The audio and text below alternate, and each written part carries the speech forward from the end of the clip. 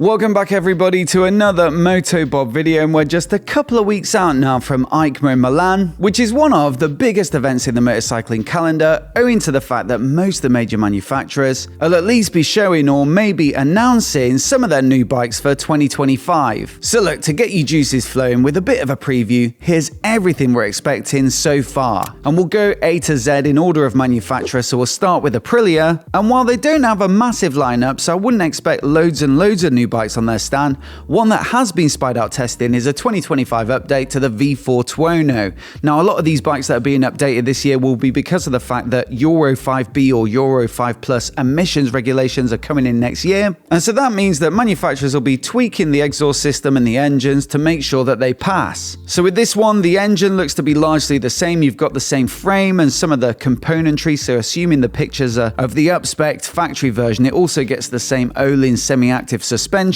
But it does look like they've taken the chance to rework the visuals with some new bodyworks, including, of course, the very fashionable downforce-inducing winglets. On top of that, the tail section looks different to the current model, with more of the look of the RSV4 Faired sports bike equivalent. But look, over to BMW, and they're back at EICMA this year for the first time in quite a few years, and that seems to be as a result of the fact that they've got a new CEO who seems to have had a change in strategy. You see, for the past couple of years, it seems like they've really been focusing on launching their bikes online and not really bothering too much with the traditional motorcycle events and the motorcycle launch calendar. But I, for one, am very glad to see them back, because in the previous years where they had been there, they did put on a really good stand. And one of the bikes that looks absolutely nailed on for this year is the new R1300 RT, which of course replaces the 1250 RT, but using the 1300 Boxer twin that was first used in the GS earlier this year. It also looks like it'll be available with their ASA or automated shift assistant, because we got some really clear spy shots of this one and it looks like there's no clutch lever on it, so either it's automatic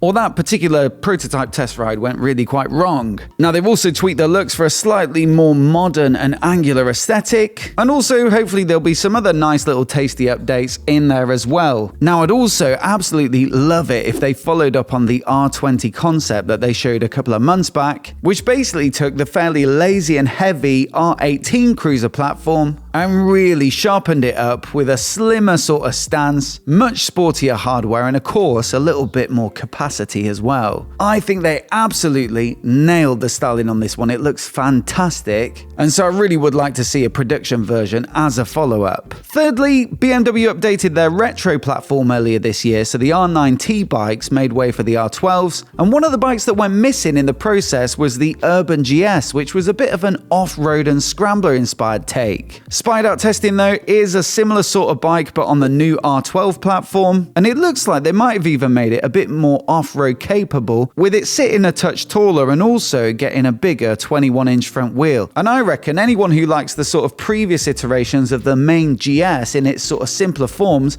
is probably going to really enjoy this one too. Just in the edit on this one, and I realised there's one I forgot, which is when the R1300 GS was announced last year, there were also some indications from I think the BMW internal web portal for dealers or something like that. There was also an M version, so an M1300 GS listed there. It was mentioned somewhere else as well.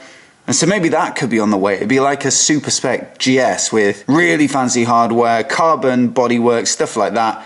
And of course, I think that one would be quite interesting. Now, before we get on to the next one, I just want to say a massive thanks to today's video sponsor, and that's Motorcycle Live. You see, if you like the sound of any of these bikes on this list, but you can't take a week off work to go to EICMA in Milan, well, you're in luck if you're in the UK, because Motorcycle Live starts just a week after EICMA finishes, and with most of the major manufacturers being there with most of their new bikes, you'll be amongst the first in the world to be able to see those bikes in the flesh and have a good look around them and sit on them as well. Thing is though, on top of that, Motorcycle Live has had a bit of a refresh for this year, and so along with all the good stuff from previous years, like all the bikes, the live interviews, the stunting displays, the trials displays, and also the opportunity to demo some of the bikes, well, they've also given it a bit more of a festival atmosphere with new food trucks, so there's more options for things to eat. And also on Saturday the 23rd, I believe it's separate tickets, but there's kind of a festival evening with late bars and also a really decent lineup in terms of bands. Personally, I think it's going to be a brilliant show this year, and we'll certainly be there to film some stuff. So we'll be there on Monday the 18th and Tuesday the 19th. So do say hello if you see us working our way round. And so I'll leave a link in the description below so you can pick up your tickets, and I really hope to see a few of you there. So once again,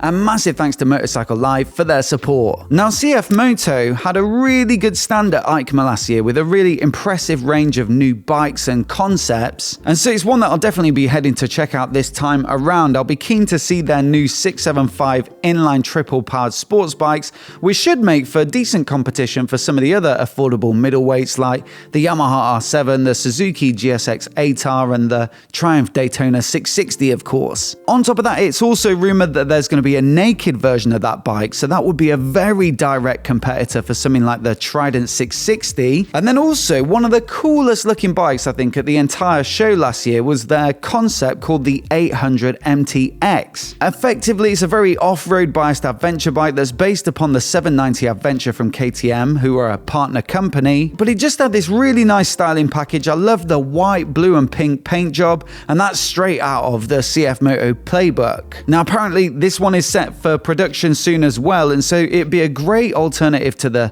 790 Adventure if the typical KTM looks aren't your sort of thing. But also, the CF Moto might even be even more aggressively priced. Now, Ducati have already launched a few new bikes for 2025 with the Multistrada V4 and Pikes Peak refresh, a new, more affordable Scrambler Icon Dark, new paint for the Full Throttle, and also a special Rizoma edition of the Scrambler as well. But they do usually save a couple of big announcements for the actual show itself, and this year they say there'll be two on the first day, which is the 5th of November. Now, Ducati always issue these little teaser titles in advance of their announcements, and the first one is called Extended Experience, which I reckon might be either a new big tank version of one of their bikes so it gets an extended range, or perhaps the Multistrada V4 updates that have already been announced will roll out to the rally version, which already has the 30-litre tank. The second one, and the last update for 2025 from Ducati, is called Unlock Everyday Adventure, and I'm really hoping, given that there's been such a big focus on the Scrambler lineup this year,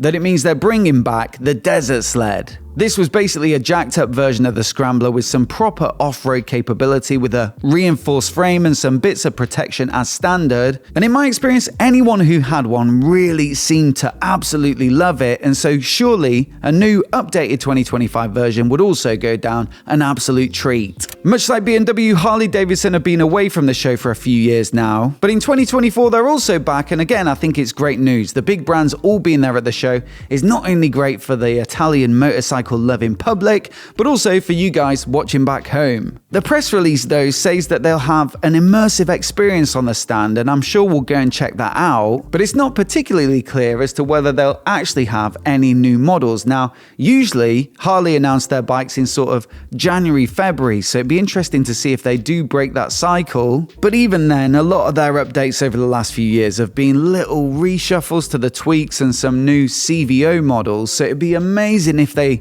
launch something really quite substantial, but as far as I can tell, there's not much in the works. Now, Honda have announced quite a few new bikes already this year, the biggest of which I think has got to be the CB1000 Hornet, which has made a huge impression with a crazy low price at £8,999 for a 150 horsepower naked bike, which is just phenomenal. And so it's hard to see them announcing anything else quite so impactful. Certainly that'll be one of the bikes that I'm really looking forward to checking out, especially the SP version. Thing is though, they almost always have something specifically new for the show, and so the question is, what could that possibly be? I mean, the fact that the Fireblades were updated last year, they brought back the CBR 600RR to Europe, they updated the Africa Twins, the NX500, the CB500, and they've also this year already announced the updates for the NT1100 and the XADV, and so it really doesn't leave much left. The only bikes in their lineup that look like they could be due a bit of a tweak are the Rebels, the NC750X, and maybe even the Goldwing. So yeah, it could be any of those, it could be all three, and specifically the Goldwing, I think, looks a little bit dated now versus some of the competition in the cockpit, and so that's the one I'd be really excited to see if they do something there. Now, Husqvarna just announced their 801 VIP Pillar, so that's one bike on their stand that I'll be going over and having a look at, but other than that, I don't really expect much from them. There has been rumours for a while now of a 401 version of the Norden 901, roughly based upon the 390 Adventure, of course, because again, they're partner companies. But yeah, haven't really seen anything recently to substantiate that or indicate that it's coming, so it could be a bit of a quiet year for them. Indian were also essentially absent last year from the show, and they just piggybacked on other people's stands. So they did announce a 100% edition of the FTR, but it was hosted on the 100% stand. And from the looks of the EICMA website, it looks like, again, they won't be there, which is a real shame, but I'd expect more from them, much like Harley-Davidson, in the sort of January, February kind of time. Now, Kawasaki just announced updates for the Versys 1100 and the Ninja 1100 SX, which are huge models for them. The SX specifically is a big seller in the UK, so again, a couple of bikes to go and check out on their stand. But again, apart from that, I've really trawled the internet looking for any indication of bikes that have been spied or registration documents to show new bikes might be coming, and there's just not really anything at the moment from Kawasaki. Last time round, they were very busy indeed. They updated their 500s, but also they were showing off their new hybrid bikes and also the electrics. So maybe we could see a couple more variants on those platforms. They haven't done a Versys sort of adventure-y version of the hybrid yet, so that might be interesting. But yeah, I doubt that's a prospect that's got you absolutely salivating. KTM, well, they have had a bit of a tough year, I think it's fair to say, with all the camshaft hoo-ha. And then also their sort of company results don't look to be fantastic at the moment either, but it does look like they're going to be bouncing back with a bang with absolutely loads of new bikes for 2025, and they've given us a bunch of dates for them already. In advance of the show, we should get full details of the 1390 Super Adventure Evo and Super Adventure S, so both of those will be seeing them in the flesh for the first time. But then also there's a date for the up-spec'd 990 Duke R, which follows on from the 990 Duke update, which was announced earlier this year, so it'll be a more premium version with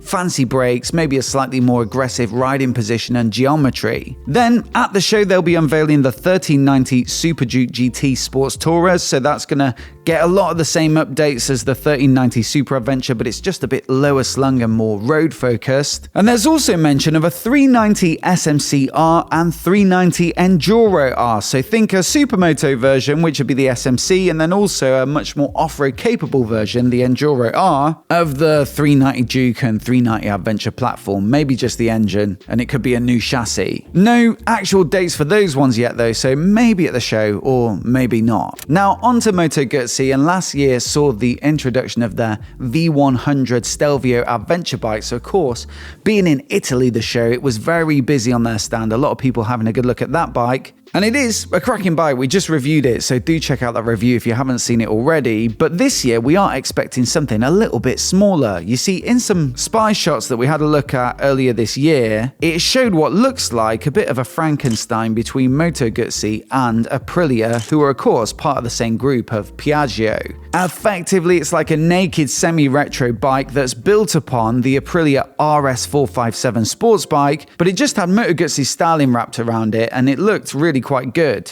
I recently rode the RS457 and I thoroughly enjoyed it, especially that new engine. But I will say the Moto Guzzi styling and the riding position is probably much more my cup of tea, and so I'd very much like to see this one hit the stand this year. Now MV Agusta haven't given any specifics, but they did issue a press release saying that they will be at EICMA this year and they do have new bikes for 2025. And what I was really hoping was that the Enduro Veloce Adventure bike would receive like a road going equivalent, because the 950 Triple, the new engine that they put in that bike, well, I tried it the other week and it really is very good. It's much more mid-rangey and torquey than their typically quite revvy inline triples. So yeah, it'd be ripe for a sweetly styled MV Roadster. But again, apart from them saying a while back that it would be a platform for other bikes, there hasn't been anything more recently to suggest that something is imminent. Usually they shuffle around a few paint jobs and also do some very high-end collaborations and special editions, so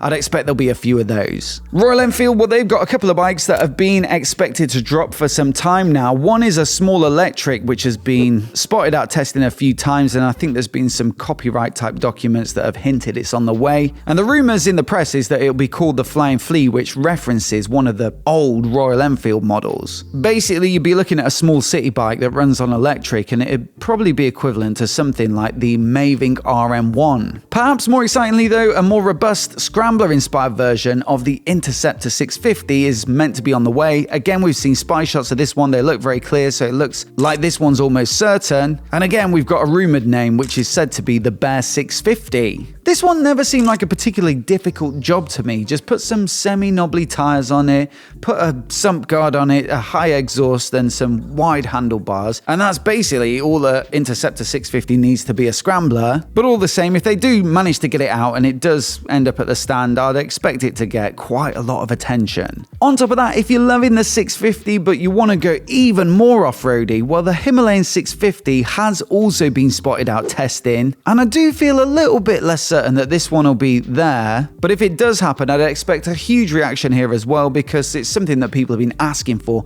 ever since the original Himalayan was introduced. Now, Suzuki have been pretty big in the last few years. It's one of the stands that I've really had to make sure I spent quite a bit of time at, because they've announced all their 800 parallel twins, so the GSX 8S Naked, the V-Strom 800s, both the DE and the RE, the GSX 8R sports bike, and then last year as well, it was the GSX S1000 GX sort of sports tourer, which was the first ever bike that they've released with semi-active suspension. But again, absolutely nothing to report so far from them. Done lots of digging, nothing to be found, and so it's a bit of a wait and see job. Now, Triumph have been recently teasing a new 800 model, so assume that one will be announced in advance and there on the stand to see. But also, surely we're going to get some new 400s soon on their 400 single cylinder platform that currently just comprises of the Speed 400 and Scrambler 400X. It's been about a year now, so it's about the right time to announce some more flavors, and a 400 Thruxton has been spotted out testing, which is basically like the Speed 400 but with a fairing and some clip-ons, so that'd be great. On top of that, a more off-roady version of the Tiger Sport 660, it'd be called something like the Tiger 660, one imagines, has been rumoured for ages now, so I'd love to see that as well, and it'd make a great direct competitor for something like the Tenere 700 or the Aprilia Touareg 660. That brings us on to Yamaha, who just announced the R9 sports bike, which is undoubtedly going to be their biggest model announcement of the year. But again, it seems like the Japanese manufacturers are not really teasing anything and playing their cards close to their chest.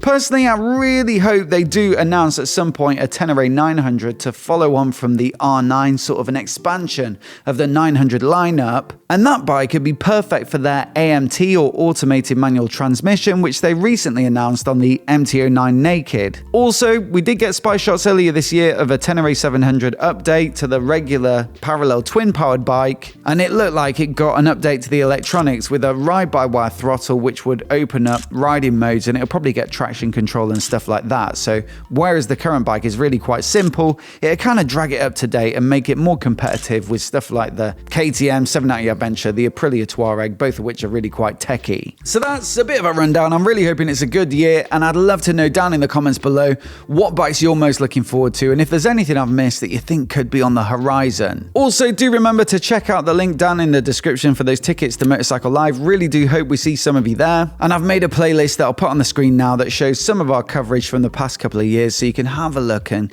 get to know what to expect. Do hit subscribe as well if you're not already, to see all of our coverage from EICMA and Motorcycle Live with all of the best new bikes. A massive thanks for watching today, and we'll see you in the next video.